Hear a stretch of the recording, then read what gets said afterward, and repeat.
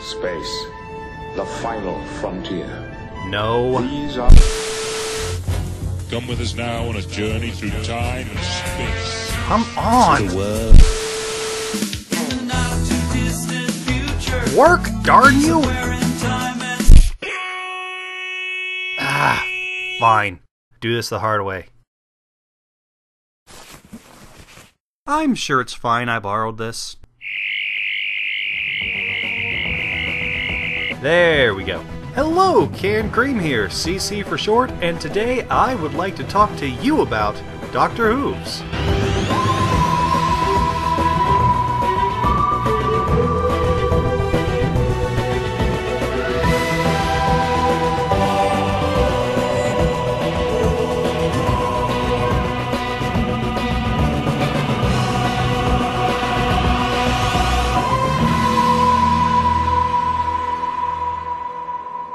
Or, to be exact, a review of Dr. Whooves and Assistant, an audio series created by Ponies with Pockets Productions and animated in part by Ocarina Player. As the name suggests, Dr. Whooves and Assistant follows the adventures of Dr. Whooves, a background character from the Friendship is Magic series that many have attributed to looking like the ponified version of David Tennant's portrayal of the Doctor. The story begins roughly at the same time as the main MLP series does, with the TARDIS landing just outside of Ponyville on the day of the Summer Sun celebration, and the Doctor stepping out to realize he has become ponified. Very shortly after, he meets his very first pony, the fan-favorite character Ditsy Doo, but constantly referred to as Derpy by the Doctor, as he finds her nickname cuter than Miss Doo. He's quick to christen his acquaintance as his new temporary assistant while she shows him the ropes about life in Equestria. This is where we are first introduced to DW&A's version of the Doctor and Derpy, and one of the reasons why this series is as popular as it is. Very strongly written characters. While the writers have taken a lot of inspiration from David Tennant's widely praised portrayal as the 10th Doctor, they make their Doctor Whooves a distinct personality unique to the world that they are creating. Despite suddenly regenerating into a new species, the Doctor takes the change in stride, approaching the alterations the way he will later approach most everything in Equestria, with childlike, wide-eyed enthusiasm. In fact, he's played throughout the series as one giant kid with all the strengths and faults that come with it. He is excited and ecstatic about nearly everything he comes across, and will willingly jump into any situation, plan or no plan.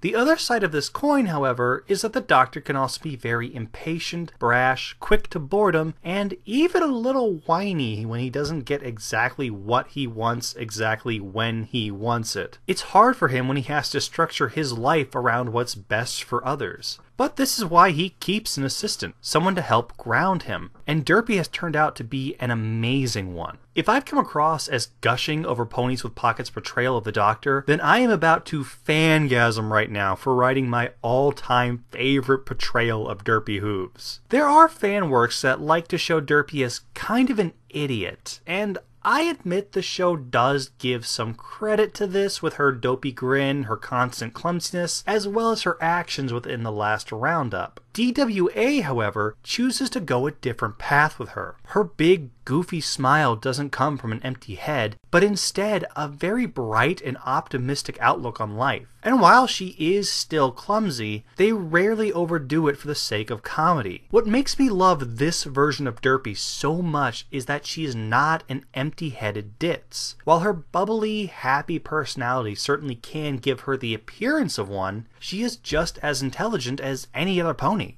She's played as a character who thinks with her heart and acts as the Doctor's guide, both literally and often morally. I feel I also need to give special congratulations to Bald Dumbo Rat for providing what I personally feel to be the best voice acting for Derpy I have ever heard. And yes, I am including the voices she was given in the last roundup, both pre and post edit. If Derpy ever gets to speak again in the canon show, Dumbo needs to be the person behind the mic. In episode 8, our third and likely final main character is introduced when our duo travel back in time several hundred years and meet a male unicorn named Tick-Tock. At a young age, this character came into contact with a poison that left his face frozen, giving him a constant, dull, disinterested stare that he cannot break despite whatever his emotional state is. The pony also possesses a brilliant mechanical mind to rival even that of the Doctor's. Here is a pony that somehow thought up and physically built the world's first can opener long before anyone even invented the can. Like Bald Dumbo Rat, I need to take a moment and give TikTok's VA, Pegasus Brill, special mention for his work. While he gives TikTok a very even, almost soothing monotone drone when speaking, he is careful to give just the slightest hints of emotion and inflections where and when they are needed, making sure the audience never forgets that while TikTok cannot physically or verbally express his emotions, he does still have them.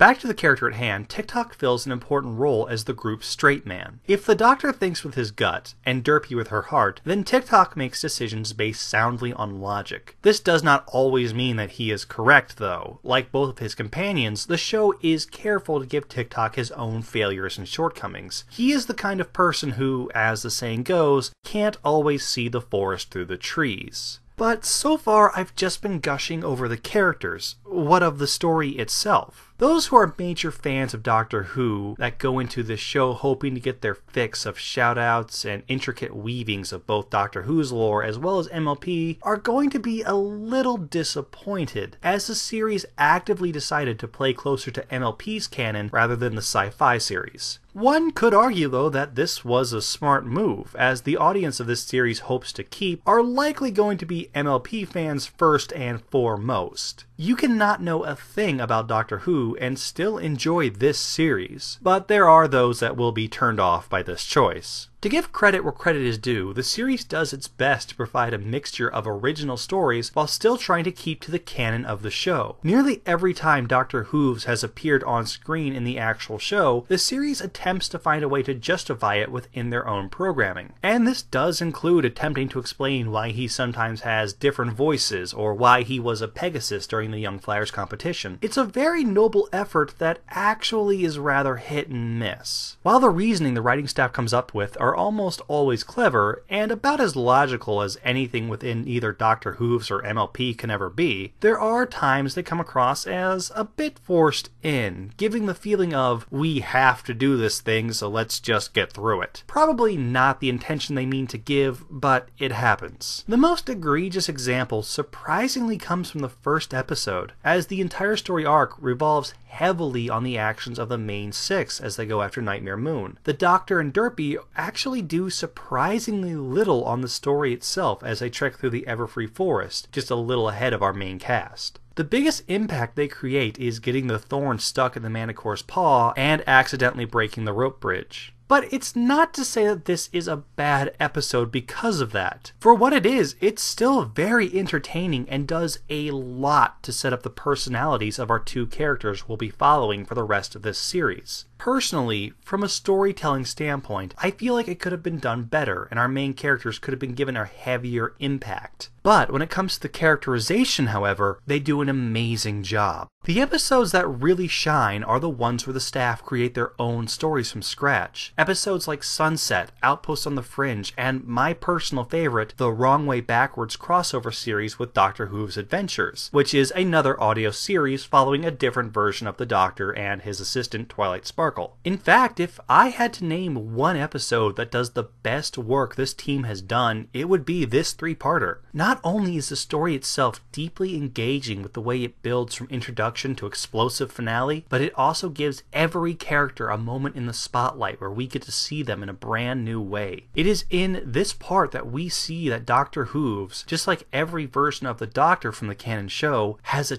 terrifying darkness inside of him that can cause him to create horrible acts of violence when he's pushed too far. Despite how happy and carefree he acts, we are reminded about just how old the Doctor really is and all the horrors he's seen in that lifetime. It is here we are reminded to not get too comfortable while we watch, because this show can, at any point of its choosing, make a hard and sudden shift. Like any good piece of media meant to be presented in a dramatic, adventurous tone, the staff are not afraid to take us out of our comfort zone when needed. Whether you're a fan of Doctor Who or not, the team at Ponies with Pockets have created a somewhat flawed but unquestionably charming series with a perfect mix of drama, comedy, and adventure. If you are a fan of MLP's format and don't mind the focus being on that rather than Doctor Who, then you are likely going to enjoy what you hear. The staff have poured their hearts and souls into an amazing series that needs to be given at least one listen. I don't think you'll be disappointed.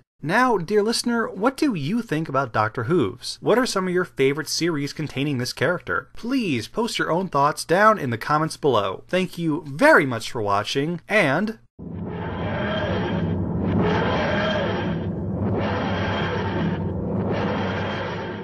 I'm off to have time adventures. Allons-y!